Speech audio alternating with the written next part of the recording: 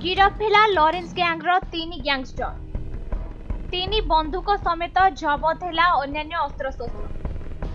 अनेक दिन हेब लॉरेंस गैंग्र लोक को धरबा पाई पुलिस निज प्रयास आरंभ कर दी। विभिन्न राज्यर पुलिस को मिलित उद्यम रे गैंग्र गैंगस्टर मानकु धरबा पाई पुलिस प्रयास करुछि। तेबे निकटरे बिहार रे किछि क्राइम करी लॉरेंस गैंग्र 3 सदस्य फेरार हो जाइथिले।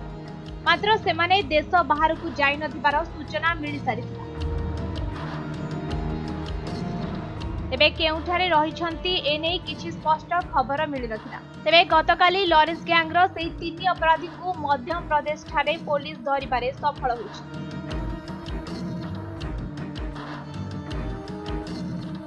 जड़े पुलिस ऑफिसर को कहबा अनुसार गतकाली एक गाड़ी रे 3 जण अपराधी जाउथिबार खबर मिलिथिला।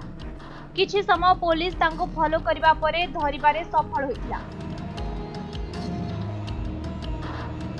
सेमानक निकटरू बंधुक समेत 6टी गुली रखा जैतिबा मैगजीन मध्य मिलिथिला। एनु पुलिस रो संदेह हेबारु एमानक परिचय जांच करा जैतिला। परे ए समस्त लोक लॉरेंस गैंग्र 3 अपराधी शूटर भाबे काम करथिबार जणा पड़िथिला।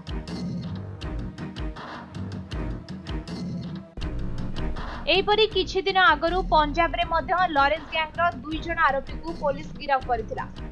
या छडा अन्य एक गैंगस्टर चिंटू को मध्य पुलिस दुबई रु गिरफ करी भारत आनिथिबा जणा पड़िछि। 2 अपराधी दिल्ली रे एक डबल मर्डर करथिले। दिन दीपहरे एक सेलून भितरे पसी सीधा 2 जण लोकंकु गुली करी हत्या करथिले।